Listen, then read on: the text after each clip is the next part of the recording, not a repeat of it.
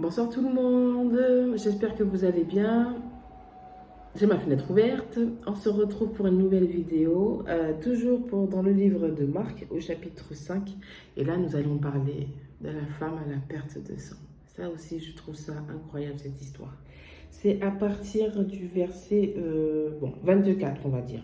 Alors Jésus partit avec lui, suivi d'une foule nombreuse qui le serrait de tous côtés. Dans la foule se trouvait une femme atteinte d'hémorragie depuis 12 ans. Elle avait été soignée par de nombreux médecins et en avait beaucoup souffert. Elle avait dépensé toute sa fortune sans trouver la moindre amélioration. Au contraire, son état avait empiré.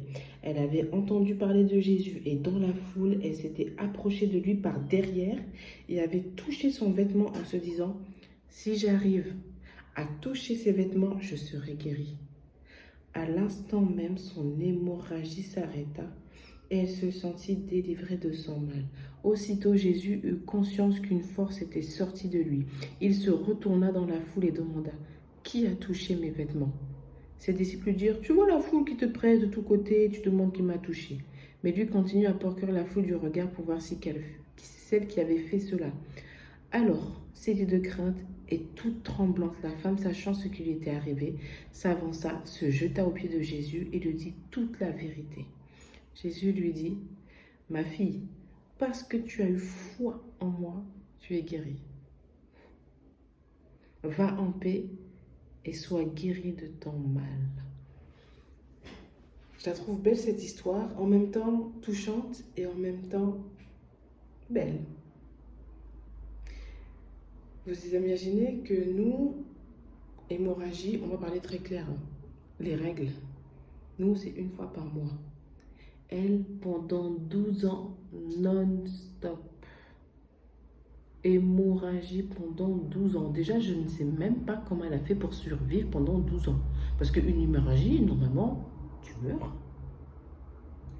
Enfin, elle, pendant 12 ans. Vous imaginez?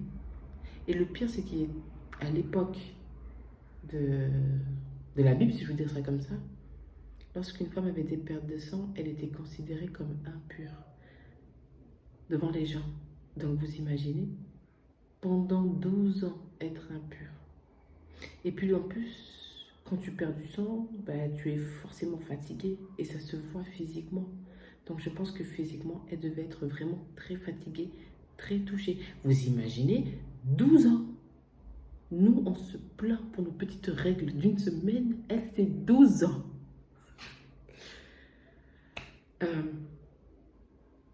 Elle a donné toute sa fortune pour essayer d'être guérie. Vous imaginez, elle a essayé toutes les solutions possibles. Rien. Rien. Aucune solution. Aucun médecin n'a pu l'aider. Vous imaginez la solitude de cette femme. Enfin, franchement, qu'est-ce qu'elle a dû ressentir, qu'est-ce qu'elle a dû vivre. Intouchable, personne ne pouvait traîner avec elle, si je peux dire ça comme ça. Elle devait vraiment se sentir comme un parasite, comme une paria. Elle devait vraiment être mal. Et je me dis, pendant 12 ans, qu'est-ce qui lui a traversé à l'esprit? Est-ce que je reste en vie? À quoi ça sert? Qu'est-ce que je veux faire maintenant? Et en fait, toute cette histoire, en fait, c'était pour la gloire de Dieu, en fait. Mais t'imagines 12 ans? Il se peut que ce soit ton cas, je ne sais pas. Mais si c'est le cas, sers-toi de cette histoire-là. Et que cette histoire-là soit ton témoignage dans le nom de Jésus. En plus, ce qu'elle a commis, c'est un acte très grave. Hein. Les femmes n'avaient pas le droit de toucher les hommes de base. Et surtout en état d'impureté. Il y avait une foule. Ça veut dire que s'il y avait une foule, les gens étaient serrés. Ça veut dire qu'elle touchait les gens alors qu'elle n'avait pas le droit. Donc elle a risqué sa vie. Parfois. La foi, des fois, c'est au risque de notre vie. Et elle, ça a été son cas. Ça me touche cette histoire et je me dis qu'elle a dû être vraiment très très forte. Parfois les grandes épreuves nous renforcent. C'est douloureux, mais c'est pour une bonne cause. Les apôtres ont souffert, ils ont tous souffert. Elle aussi, elle a souffert. Pas de la même manière que les apôtres, mais c'est sûr pour moi qu'elle a souffert. Et elle a entendu parler de Jésus. Tu connais Jésus. Jésus guérit toute maladie. Tu connais Jésus. Il est le sauveur de ce monde. Tu connais Jésus. Si tu le connais et tu l'acceptes, tu seras sauvé. Tu auras la vie éternelle. Elle s'est dit, si j'arrive seulement à le toucher un petit peu, je serai guérie. Niveau de foi terrible. Et c'est ce qu'elle a fait. Au risque de sa vie. Elle est rentrée dans la foule. Tu vois.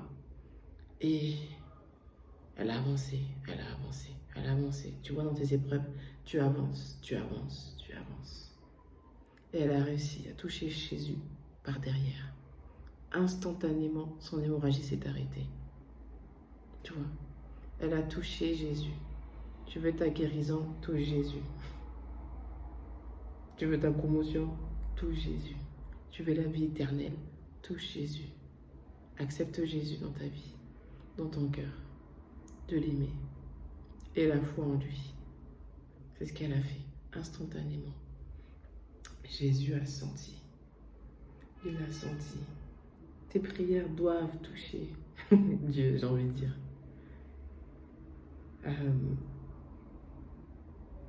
Et Jésus s'est retourné pour savoir qui a fait ça.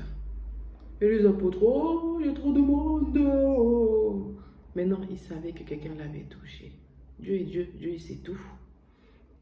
Et toute tremblante. Et franchement, j'aurais bien voulu voir la scène. Toute tremblante et tout.